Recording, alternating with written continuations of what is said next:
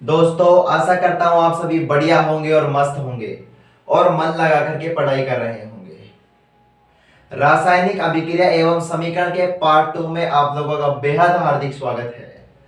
हम रासायनिक अभिक्रिया एवं समीकरण पढ़ रहे थे और रासायनिक अभिक्रिया एवं समीकरण में हमने पिछले लेक्चर में पदार्थ पढ़ा था और पदार्थ में होने वाले जो परिवर्तन है भौतिक परिवर्तन और रासायनिक परिवर्तन पढ़े थे।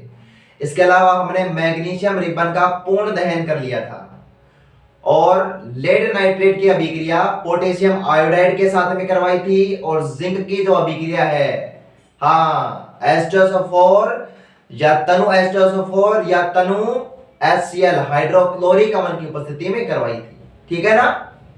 इसके अलावा अपन ने क्या पढ़ा था दोस्तों, रासायनिक अभिक्रियाएं क्या होती हैं, अभिकारक क्या होते हैं और उत्पाद क्या होते हैं। ठीक है ना। ये जो चैप्टर है इसको अपन आगे बढ़ाते हैं। रासायनिक समीकरण को किस प्रकार लिखा जाता है। भाई कोई भी रासायनिक अभिक्रिया होती है, जैसे अपन लिखते हैं मैग्नीशियम जो है ना ऑक्सीजन की उपस्थिति में मैग्नीशियम ऑक्साइड बनाती है, तो ये जो बड़ी सारी अभिक्रिया है उसको शॉर्ट फॉर्म में लिखा जाता है शब्द समीकरण के रूप में। जैसे मैग्नीशियम ऑक्सीजन लिख दिया और मैग्नीशियम ऑक्साइड हो गया। अब इस जो शब्द समीकरण है इसके अंदर मैग्नीशियम को उसके तत्व के प्रतीक के रूप में प्रदर्शित कर रहे हैं। ये जो तत्व है ना मैग्नीशियम, इसको प्रतीक के रूप में प्रदर्शित कर रहे हैं या अणुसूत्रों के रूप में प्रदर्शित कर रहे हैं। इसी को तो क्या बोलते हैं भाई, रासायनिक समीकरण कहते हैं। कोई भी रासायनिक समीकरण, कोई भी रासायनिक अभिक्रिया हो और शब्द समीकरण हो, उसको उसके अणुसूत्रों में या प्रतीकों में प्रदर्शित करना क्या कहलाता है, रासायनिक समीकरण कहलाता है। ठीक है ना दोस्तों।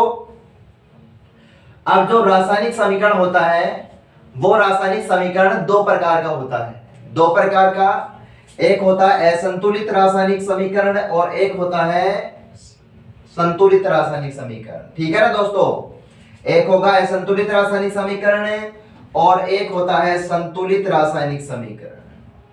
अब देखो असंतुलित रासायनिक समीकरण क्या होता है दोस्तों, इस समीकरण में क्या होगा, असंतुलित रासायनिक समीकरण में क्या होगा दोस्तों, अभिकारक के अंदर जो तत्व है, अभिकारक है ना उसके अंदर जो तत्व है उस तत्वों के अंदर जो परमाणु संख्या है वो उत्पाद के अंदर जो तत्व है उनके परमाणु संख्या के बराबर नहीं होंगे।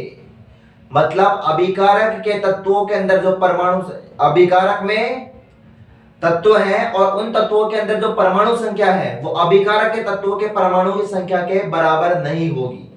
ठीक है ना। तो ऐसा रासायनिक समीकरण जिसमें अभिकारक के तत्वों के परमाणुओं की संख्या उत्पाद के तत्वों के परमाणुओं की संख्या के समान नहीं होती है, अर्थात असमान या भिन्न भिन्न होती है, तो ऐसा रासायनिक समीकरण क्या कहलाता है दोस्तों, असंतुलित रासायनिक समीकरण कहलाता है। ठीक है ना। जैसे अपन एग्जांपल देखते हैं, मैग्नीशियम है तो मैग्नीशियम को इधर देखो, एक है मैग्नीशियम अभिकारक के अंदर, ये क्या है दोस्तों अभिकारक है और मैग्नीशियम कितना है, एक है, मैग्नीशियम एक है और इधर कितना है मैग्नीशियम एक है।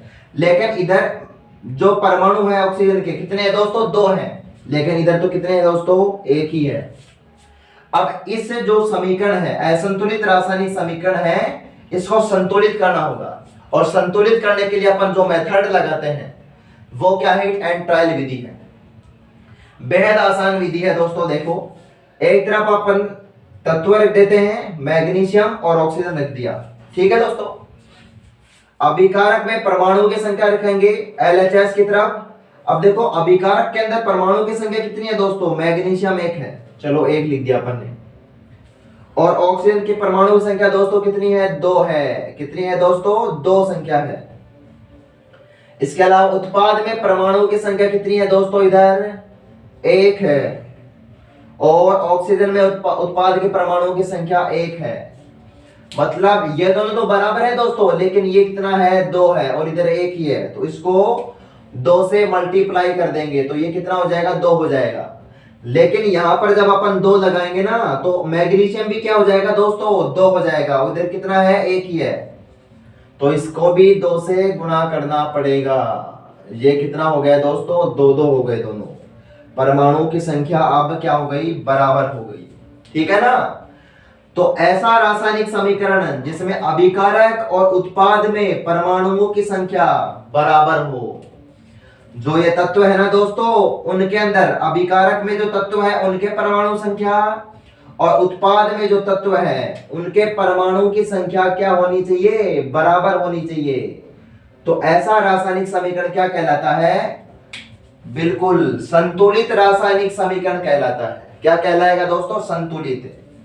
तो अपन इसको यहां से हटा करके इसमें असंतुलित में एग्जांपल रहने दो इसको, और यहां पर इसको 2 लगा देते हैं। यह क्या हो गया, संतुलित।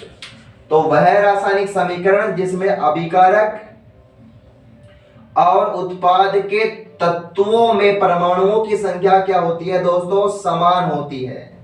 मतलब इनके अंदर क्या होगा, समान होगी।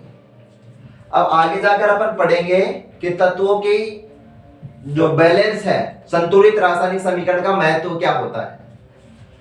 दूसरी अभिक्रिया देखो दोस्तों, कैल्शियम कार्बोनेट है और कैल्शियम कार्बोनेट ताप की उपस्थिति में कैल्शियम ऑक्साइड और CO2 में विघटित हो जाता है। इधर भी ये तो दोनों क्या है, देखो इधर दोस्तों कैल्शियम, इधर भी कैल्शियम एक है, इधर भी कैल्शियम एक है, कार्बन इधर भी एक है और कार्बन इधर भी एक है, ऑक्सीजन इधर 3 है दोस्तों और इधर भी 3 है। ठीक है ना। तो ये समीकरण क्या है दोस्तों, पहले से ही संतुलित है। दोस्तों अब देखो संतुलित रासायनिक समीकरण का महत्व क्या होगा, क्यों यूज किया जाता है संतुलित रासायनिक समीकरण। क्योंकि जो संतुलित रासायनिक समीकरण है वो द्रव्यमान संरक्षण के नियम का पालन करता है। किसका पालन करेगा दोस्तों, बिल्कुल किसका पालन करेगा, द्रव्यमान संरक्षण के नियम का पालन करता है। अब दोस्तों द्रव्यमान संरक्षण का नियम क्या होता है, द्रव्यमान संरक्षण का नियम क्या कहता है कि कोई भी रासायनिक अभिक्रिया हो रही है और किसी भी रासायनिक अभिक्रिया के अंदर द्रव्यमान का न तो निर्माण होगा, न तो सर्जन होगा और न ही विनाश होगा। ठीक है ना। किसी भी रासायनिक अभिक्रिया में द्रव्यमान का जो है ना विनाश, न तो विनाश होगा और न ही निर्माण होगा। अर्थात किसी भी रासायनिक अभिक्रिया के अंदर उत्पाद के तत्वों का जो कुल द्रव्यमान है वो अभिकारक के तत्वों का कुल द्रव्यमान के हमेशा बराबर होता है, समान होता है। ठीक है ना। मतलब कोई भी रासायनिक अभिक्रिया हो, अगर वो रासायनिक अभिक्रिया हो रही है तो अभिकारक के अंदर और उत्पाद के अंदर दोनों में तत्वों के परमाणु द्रव्यमान की संख्या क्या रहेगी दोस्तों, समान रहेगी। या किसी भी रासायनिक अभिक्रिया के अंदर परमाणु की संख्या क्या रहेगी, समान रहेगी, तभी वो समान रहेगी, अन्यथा नहीं रहेगी। चलो अपन देखते हैं। देखो द्रव्यमान संरक्षण का नियम क्या है, इस नियम के अनुसार किसी भी रासायनिक अभिक्रिया में द्रव्यमान का न तो सर्जन होता है, मतलब न तो निर्माण होता है और न ही विनाश होता है। न तो निर्माण होगा दोस्तों और न ही विनाश होगा। ठीक है ना, मतलब बराबर रहेगा। अर्थात किसी भी रासायनिक अभिक्रिया में उत्पाद के तत्वों का कुल द्रव्यमान, उत्पाद के अंदर जितने भी तत्व है उनका कुल द्रव्यमान अभिकारक के तत्वों के कुल द्रव्यमान के बराबर होगा। मतलब उत्पाद के तत्वों का कुल द्रव्यमान बराबर अभिकारक के तत्वों का कुल द्रव्यमान। ठीक है ना। तो ये क्या है, द्रव्यमान संरक्षण का नियम है। अब अपन इसमें एग्जांपल देखते हैं। एग्जांपल क्या होगा दोस्तों, इसमें एग्जाम्पल जो होगा इसमें अपन कैल्शियम कार्बोनेट का लेते हैं दोस्तों। अभी अपन ने देखा था कि वो संतुलित रासायनिक समीकरण था, दोनों तरफ कैल्शियम कार्बोनेट लेते हैं। अब कैल्शियम कार्बोनेट को ताप दे करके इसको कैल्शियम ऑक्साइड और कार्बन डाइऑक्साइड में बदल जाता है। ठीक है ना। अब ये जो कैल्शियम है इसका परमाणु द्रव्यमान कितना आता है दोस्तों, 40 आता है। ठीक है ना। इसका परमाणु द्रव्यमान कितना आएगा, 40। और कार्बन का कितना आता है दोस्तों, 12। और ऑक्सीजन का कितना आएगा, 16 आएगा दोस्तों। लेकिन परमाणु कितने हैं, 3 हैं। ठीक है ना। इसी प्रकार इधर कैल्शियम का कितना आएगा दोस्तों, 40 आएगा। 20 नंबर पे तो आता है ये, 40 आएगा। और ऑक्सीजन का कितना आएगा, 16 आएगा। कार्बन का 12 आएगा दोस्तों। और 2 परमाणु है और ऑक्सीजन का 16 आता है। अब इनको जोड़ दो, 40 और 12 और 40, 12 और 48, ठीक है ना। इसी प्रकार इसमें 56, 12 और 32। जब दोस्तों अपन इसको जोड़ेंगे तो कितना आएगा, 40, 12 और 48 को दोस्तों अपन जोड़ रहे हैं, 100 ग्राम आएगा दोस्तों। कितना आएगा, 100 ग्राम। और इसको भी अपन जोड़ेंगे तो अब कितना आएगा दोस्तों, 100 ग्राम आएगा। अब अपन देख पा रहे हैं कि ये तो क्या था दोस्तों, अभिकारक था, और ये क्या था दोस्तों, उत्पाद। क्या था दोस्तों, उत्पाद था। इसमें अभिकारक के अंदर जो कुल तत्व है उनका परमाणु द्रव्यमान देखो कितना है दोस्तों, 100 ग्राम आया। और उत्पाद के तत्वों का कुल द्रव्यमान कितना है दोस्तों, 100 ग्राम आया। तो ये कौन सा समीकरण था, संतुलित रासायनिक समीकरण तो था ना। और ये किसका पालन कर रहा है, द्रव्यमान संरक्षण के नियम का पालन कर रहा है। एक एग्जांपल और लेते हैं दोस्तों। अपन लेते हैं मैग्नीशियम का। और मैग्नीशियम ऑक्सीजन की उपस्थिति में अभिक्रिया करके क्या बनाता है, मैग्नीशियम ऑक्साइड बनाता है। अब मैग्नीशियम का जो परमाणु द्रव्यमान है दोस्तों कितना होगा, 24 होगा, क्योंकि 12 नंबर पे आता है, परमाणु क्रमांक 12 है इसका। और ये 2 अणु है और 16 किसका होगा, ऑक्सीजन का। इसी प्रकार मैग्नीशियम 24 प्लस और 16, ठीक है ना। अब देखो 24 प्लस 32, अब ये कितने हो गए दोस्तों, 56 ग्राम हो गया। अब इसमें अभिकारक तत्वों का कुल द्रव्यमान कितना है दोस्तों, 56 ग्राम। और इसमें कितना है दोस्तों, 40 ग्राम। अब ये क्या है दोस्तों, असंतुलित रासायनिक समीकरण है। कैसा है दोस्तों, असंतुलित रासायनिक समीकरण है, असंतुलित रासायनिक समीकरण। अब ये द्रव्यमान संरक्षण के नियम का पालन नहीं कर रहा है। अब ये द्रव्यमान संरक्षण के नियम का पालन नहीं कर रहा। कैसे नहीं कर रहा, अभिकारक के तत्वों का कुल द्रव्यमान कितना है दोस्तों, 56 ग्राम। और उत्पाद तत्वों के परमाणु, उत्पाद तत्वों का कितना आया, 40 ग्राम परमाणु द्रव्यमान आया, ठीक है ना।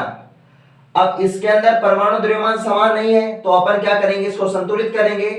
और संतुलित रासायनिक समीकरण को इस प्रकार लिखा जाता है। इसमें कैसे लिखा जाएगा, 2Mg plus oxygen wicket of 2MgO, ठीक है ना दोस्तों।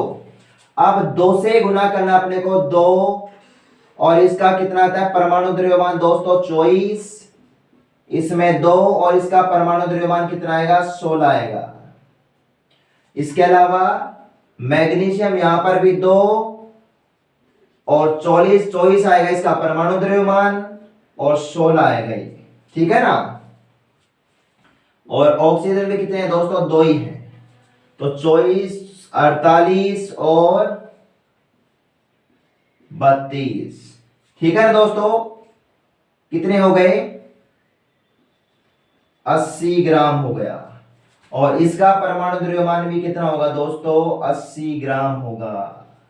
अब आप लोग समझ गए होंगे कि किस प्रकार से हुआ है। अपन देख पाने के बाद असंतुलित रासायनिक समीकरण का यहां पर द्रव्यमान संरक्षण के नियम का पालन नहीं कर रहा, लेकिन अपन यहां पर क्या देख रहे हैं, ये द्रव्यमान संरक्षण के नियम का पालन कर रहा है। इसमें अभिकारक तत्वों का कुल जो द्रव्यमान है, परमाणु द्रव्यमान बराबर आया है। और इसमें अभिकारक तत्वों का, उत्पाद तत्वों का परमाणु द्रव्यमान इसके बराबर आया है, ठीक है ना। लेकिन यहां पर अभिकारक एवं उत्पाद के अंदर परमाणु द्रव्यमान भिन्न भिन्न है, मतलब ये असंतुलित रासायनिक समीकरण है। और असंतुलित रासायनिक समीकरण द्रव्यमान संरक्षण के नियम का पालन नहीं करता दोस्तों, ठीक है दोस्तों। आज अपन ने क्या क्या पढ़ा, अपन ने पढ़ा रासायनिक समीकरण क्या होते हैं, शब्द समीकरण क्या होते हैं, और इसके अलावा अपन ने रासायनिक समीकरण कितने प्रकार के होते हैं, संतुलित और असंतुलित रासायनिक समीकरण सीखा। और समीकरण को बैलेंस किस प्रकार से किया जाता है, वो हिट एंड ट्रायल विधि सीखी। ठीक है ना दोस्तों। और संतुलित रासायनिक समीकरण का जो महत्व है, द्रव्यमान संरक्षण का नियम, वह आज अपन ने सीखा।